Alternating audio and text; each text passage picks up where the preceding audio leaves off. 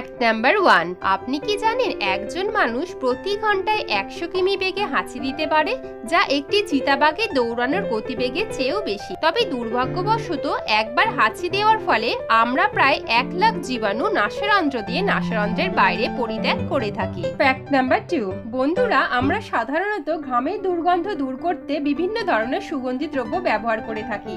তবে আপনি কি জানেন ঘামের নিজস্ব কোনো গন্ধ নেই।